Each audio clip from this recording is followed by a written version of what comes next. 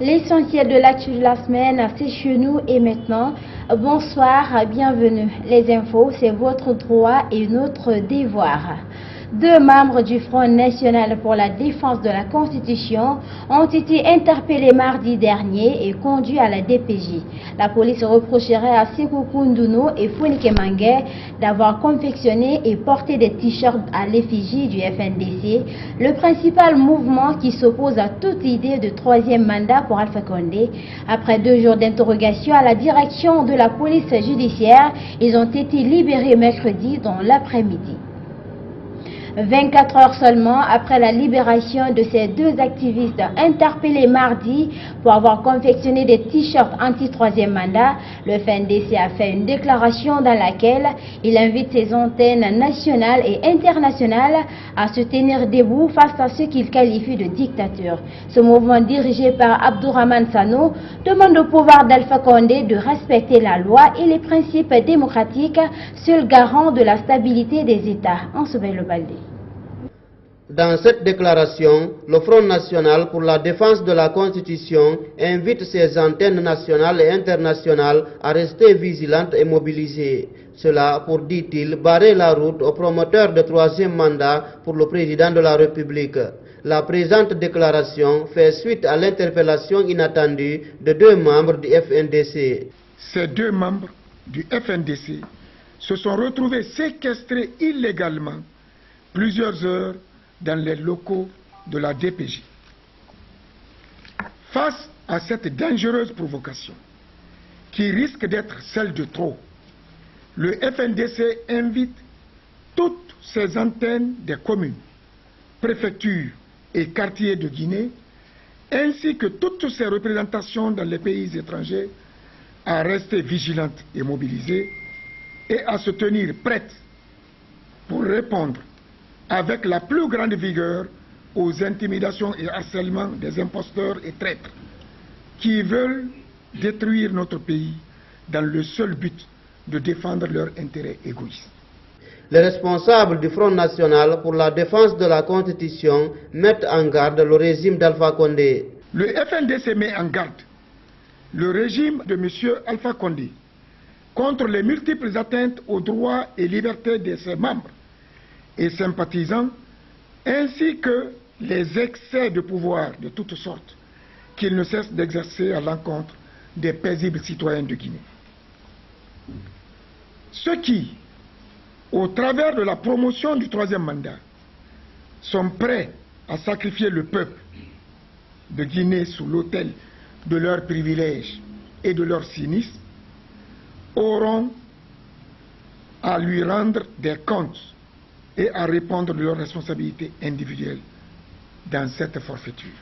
Le coordinateur du FNDC a rappelé que le respect de la Constitution et les lois de la République est le seul garant de la stabilité et de la paix dans les États. Pour lui donc, la Guinée doit souscrire à ce principe fondamental. À l'occasion du 21e anniversaire de la Cour pénale internationale, la coalition qui fait la promotion des valeurs de cette institution en Guinée a publié une déclaration dans laquelle elle dénonce les multiples cas de violation des droits de l'homme dans notre pays.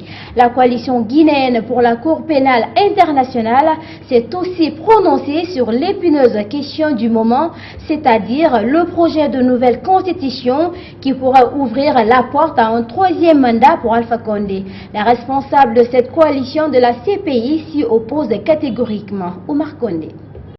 La coalition guinéenne pour la Cour pénale internationale est une ONG indépendante créée le 18 novembre 2017 à Conakry.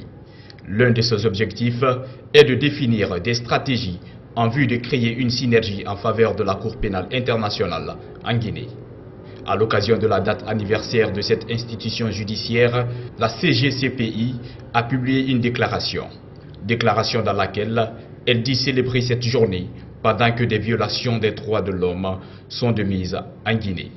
Au moment de cette déclaration, les Guinéens sont victimes des cas de violation des droits de l'homme, notamment l'interdiction illégale des manifestations sur toute l'étendue du territoire national, les arrestations illégales et des poursuites judiciaires contre les citoyens qui s'opposent à l'adoption d'une nouvelle constitution. Au regard de toutes ces violations, la coalition guinéenne pour la Cour pénale internationale a pris position par rapport au projet de nouvelle constitution et au troisième mandat. La CGCPI affirme solennellement son opposition à l'adoption d'une nouvelle constitution et à un troisième mandat. Notre organisation précise qu'un tel projet ne constitue nullement une priorité pour la Guinée et risque d'engendrer des conséquences graves et inimaginables pour des populations guinéennes. Cette organisation a aussi touché le dossier du 28 septembre 2009, dont les victimes n'ont pas été rétablies dans leurs droits jusqu'à présent. La situation des femmes répudiées par leur mari et celles atteintes de VIH-Sida suite au viol dont elles ont été victimes. Les enfants orphelins déscolarisés, sans oublier les innombrables victimes désœuvrées ne disposant pas des ressources financières.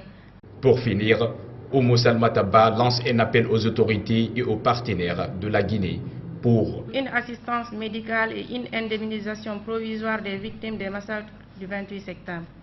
2. Encourager la Cour pénale internationale à prendre en charge l'affaire du 28 septembre. Demande au gouvernement guinéen d'abandonner toute tentative de modification de la Constitution du 7 mai 2010. Exige la libération sans condition des personnes illégalement arrêtées parce qu'elles défendent la Constitution.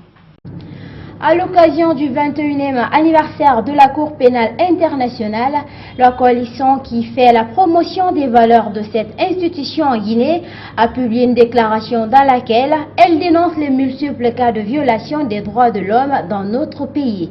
La coalition guinéenne pour la Cour pénale internationale s'est aussi prononcée sur l'épineuse question du moment, c'est-à-dire le projet de nouvelle constitution qui pourra ouvrir la porte à un troisième mandat pour Alpha Condé. Les responsables de cette coalition de la CPI s'y opposent catégoriquement. Oumar Condé. C'est ici, au lycée Kipé, dans la commune de Ratoma, que le Premier ministre chef du gouvernement, Dr Ibrahima Kassouri Fofana, a procédé au lancement des premières épreuves du baccalauréat unique session 2019. Au niveau de ce centre d'examen, on dénombre 497 candidats, dont 206 filles. Ils sont tous de profil sciences sociales. Ces élèves affrontent l'épreuve d'histoire en première heure. La confiance en soi est le premier secret du succès.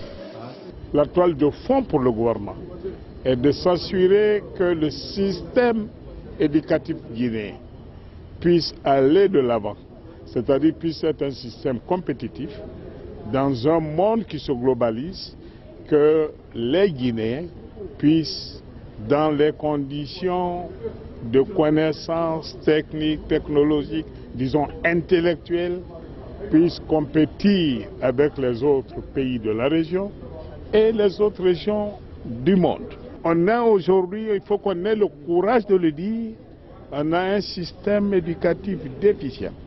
Combien de Guinéens pourraient, à la sortie de l'université, prétendre à un emploi compétitif sur le plan international? Et là, pour corriger cela, il faut corriger à la base. Il faut une sélection rigoureuse, il faut un système rénové qui tienne compte de l'évolution du monde. Alors on est là ce matin pour s'assurer que l'encadrement du système éducatif est bien en phase avec cette préoccupation gouvernementale. Et je suis heureux de constater que c'est le cas. Toutes les dispositions sont prises, rien n'a été laissé au hasard. J'en félicite l'encadrement du système éducatif, le ministère de l'Éducation nationale.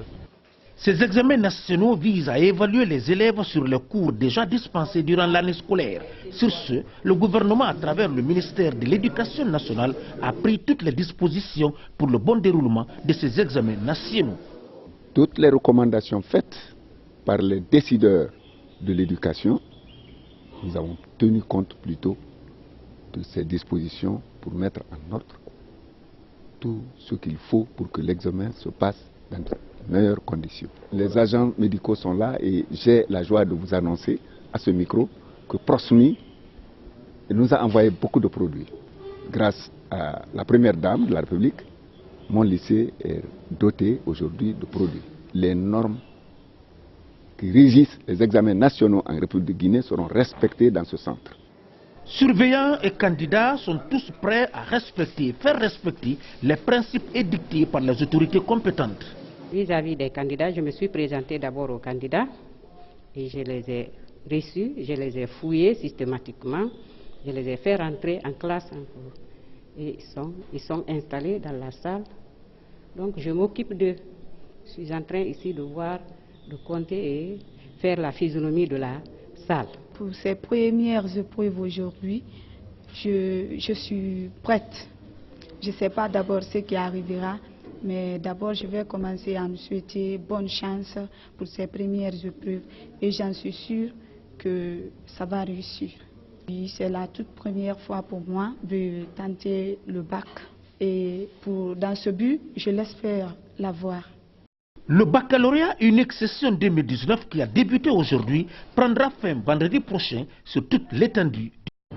Restons dans le même chapitre pour parler de ce dysfonctionnement majeur constaté jeudi dernier, c'est-à-dire la 3e journée de cet examen national.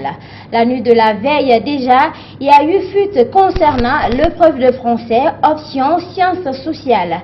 Jeudi matin, beaucoup de candidats sont venus dans les salles d'examen avec le sujet déjà traité. Finalement, les autorités étaient obligées de l'annuler pour le remplacer par un autre sujet quelques heures plus tard.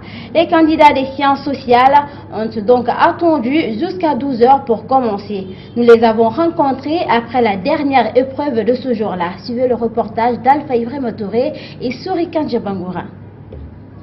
Le baccalauréat unique session 2019 est à son avant-dernière journée ce jeudi. Si des cas de fraude, de substitution et de port de téléphone ont été signalés les jours précédents, aujourd'hui, la fuite des sujets concernant l'épreuve de français a constitué la goutte d'eau qui a fait déborder le vase. Ici, dans ce centre, les candidats des sciences sociales sont sortis tard dans l'après-midi car ils n'ont pas commencé à temps à cause de cette fuite de sujets. Au fait, le délégué nous a dit qu'il a reçu un message soi-disant que le sujet ont fuité. On a changé les sujets, c'était le terrorisme, on avait changé ça à un autre sujet. C'est pourquoi nous avons tardé un peu jusqu'à 15h. Le lancement du sujet a connu assez de retard suite au changement qui est intervenu à la dernière minute. Ce n'est qu'à 11h finalement que les épreuves ont été lancées. Selon ce surveillant rencontré dans cet autre centre, le second sujet a été une catastrophe pour les candidats. Ce professeur de mathématiques et surveillant parle de nombreuses plaintes de la part des candidats. D'abord, on m'attendait, disant qu'il y avait fuite. Les épreuves ont été lancées à partir de 11h. Le sujet qui était prévu a été changé. Mais le second sujet a posé de la catastrophe aux élèves. Il y a eu beaucoup de plaintes. D'autres disent que le sujet n'est pas sur le programme. Ce candidat n'est pas content du changement de sujet. Bon, aujourd'hui, le sujet n'a pas été bien passé aujourd'hui parce qu'on a changé le sujet. On a entendu jusqu'à 11h du matin. On casse notre morale aujourd'hui. Mais quand même, alhamdoulilah, on souhaite la bonne chance à tout un chacun. Le procès qui oppose le directeur national des impôts au journaliste Habib Marouane Kamara de Nostalgie Guinée s'est poursuivi mercredi au tribunal de première instance de Kaloum.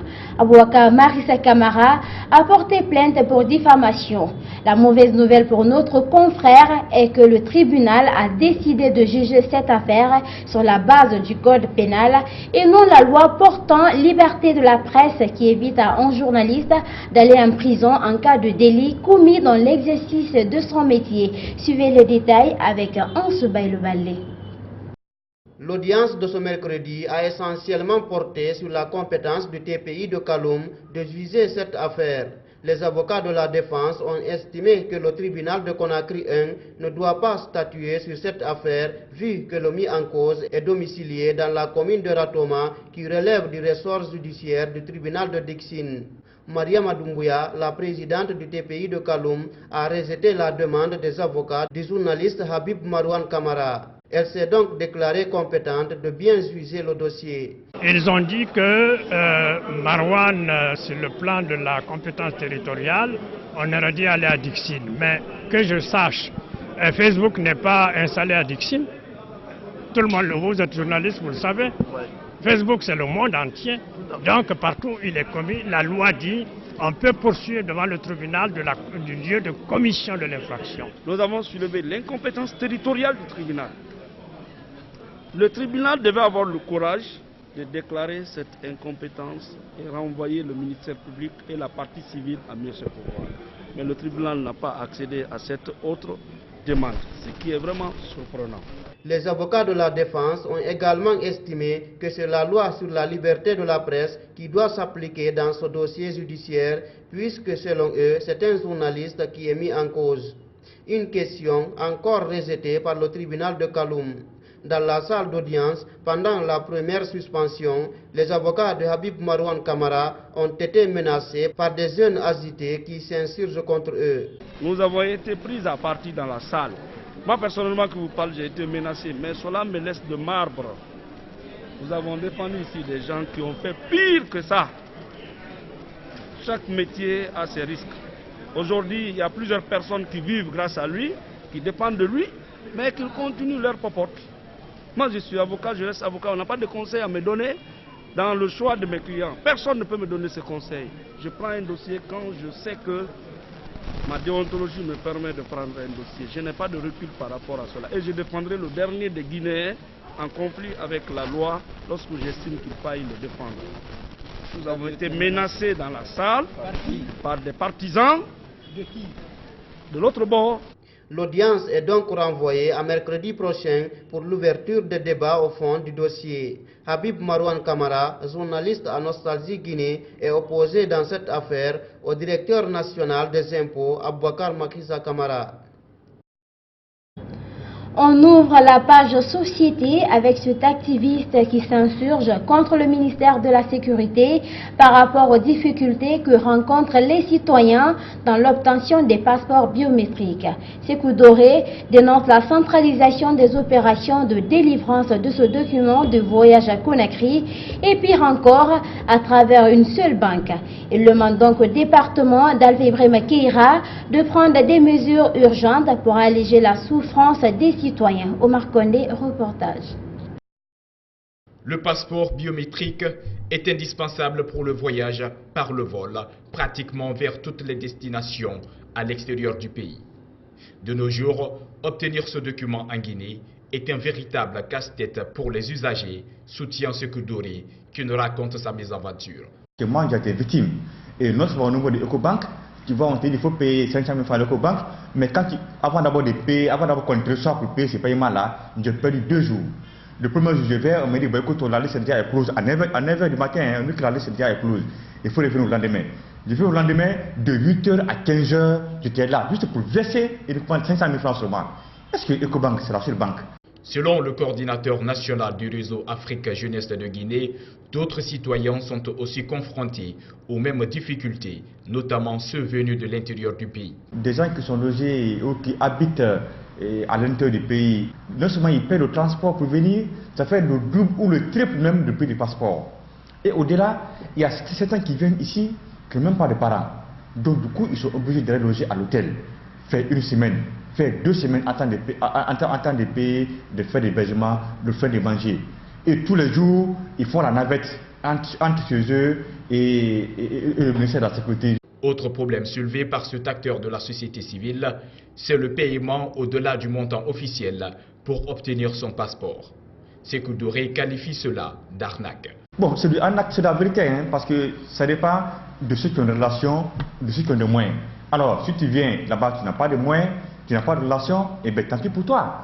Pour remédier cette problématique, cet acteur de la société civile a envisagé des pistes de solutions. Et si rien n'est fait par le ministère de la Sécurité, le coordinateur national du RASGI compte aller au-delà. La souffrance commence au niveau des banques. Il faut d'abord corriger ça. Il faut utiliser les Orange Money, il faut utiliser d'autres banques, même Getemari. Chacun avec son téléphone peut payer même à distance, électroniquement. Et deuxièmement, au niveau des passeports, il faut aller au niveau des préfectures, au niveau des régions et au niveau des communes. Et troisièmement, le ministère de la Sécurité doit prendre des dispositions. S'il ne fait pas de dispositions, nous allons aller au-delà du ministère. Parce que nous allons saisir la préfecture ou bien le président de la... La défaite de l'équipe nationale à la Coupe d'Afrique des Nations continue d'alimenter le débat sur la place publique. Après le temps des critiques, place désormais aux actes. À l'issue d'une réunion tenue lundi à Conakry, le président de la Fédération guinéenne de football a décidé de limoger le sélectionneur Paul Put pour manque de résultats. Le Belge n'est pas le seul à être sanctionné. Toutes les commissions de travail de la FEGUFOOT aussi sont dissoutes. La batterie de décisions prises par Antonio Soiré a également touché l'affaire du Silicadet, reconnu coupable des cas de falsification de dossiers après sa prestation élogieuse à la CAN U17 qui s'est jouée récemment en Tanzanie. Mamadou Tanouba nous commente ces images de nos confrères d'Étoile TV. Suivez.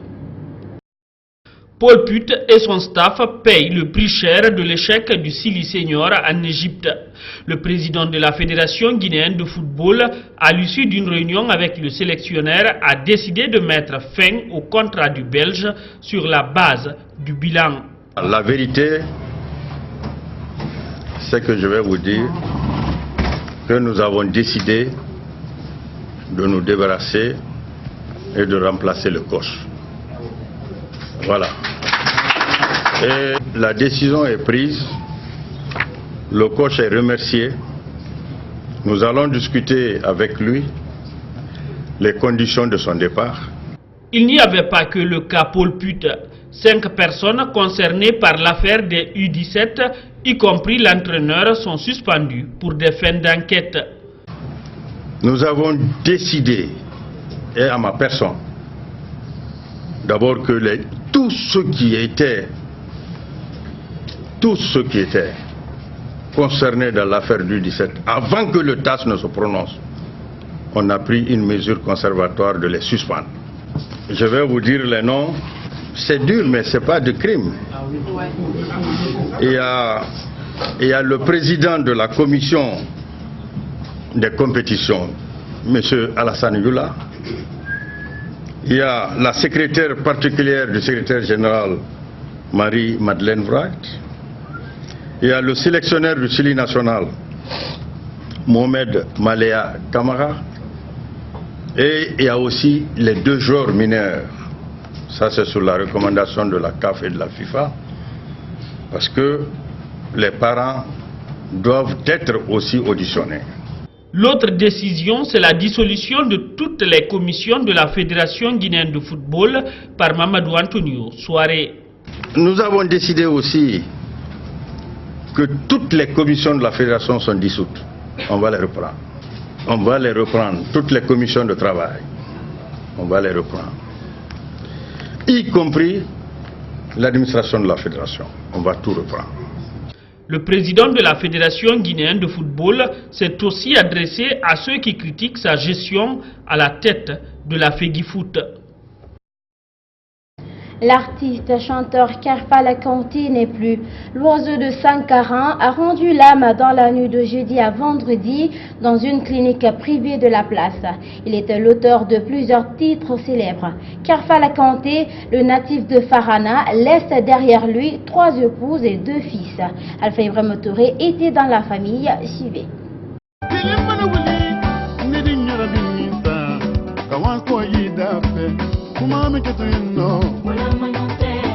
Très apprécié des mélomanes guinéens et d'ailleurs, Kerfala Kanté était l'auteur de plusieurs titres qui sont aujourd'hui en train d'être partagés par ses fans. Décédé à l'âge de 60 ans des suites de maladies, le peuple de Guinée n'a pu retenir ses larmes. À la maison mortuaire déjà, la tristesse se lit sur le visage des amis et collaborateurs. Sur place, Cheikh Pénor Traoré, l'artiste XXL, nous a confié ses sentiments. Kerfala, physiquement, il a disparu, mais culturellement, il va encore être dans les annales de l'histoire culturelle du pays. Il a fait des œuvres qui ne peuvent pas disparaître. C'est là l'homme. La mort est inévitable, mais l'homme doit toujours se battre pour laisser une trace pour la postérité. Et c'est ce que Kerfala Kanté a fait. Kerfala Kanté ne sera plus vu ni entendu sur la scène musicale guinéenne, certes, mais à travers ses œuvres, on parlera toujours de lui. L'oiseau de Sankara avait 2 enfants, un garçon et une fille. Le garçon qui vient de faire son album était jusqu'hier avec son défunt père, qu'il ne reverra plus jamais. Il m'a toujours encouragé, toujours dit de bien travailler, de suivre ses traces. C'est pourquoi je n'ai jamais abandonné du début jusqu'à la fin. Donc c'est mon espoir, c'est mon tout, c'est lui qui m'a montré tout. La musique que je fais, c'est grâce à mon papa. Il est tout pour moi, donc que Dieu lui pardonne. La disparition de cette grande voix de la musique mandingue a attristé toute la nation guinéenne. Kerfala Kanté était aussi un bon époux pour ses femmes, au nombre de 3. Parmi elles, Kouta Kamara qui ne cache pas son émotion. Aujourd'hui, même si je ne dis rien, mais tout le monde sait ce que je ressens aujourd'hui. Je l'ai fait 3 enfants. Donc aujourd'hui, je suis très triste, mais je ne peux pas dépasser la vie de Dieu. C'est Dieu qui a fait ça. Il y a les artistes qui m'appellent aussi de l'étranger, comme Bambino, Morigeli, Safeta Kondé, m'ont appelé pour me souhaiter condoléances. Donc, que l'âme de mon mari repose en paix. L'enterrement de Kerfala Kanté est prévu le dimanche prochain. C'est avec cet élément que prend fin ce condensé de la semaine. À tous, merci de l'avoir suivi et merci de votre fidélité. Bon week-end à tous.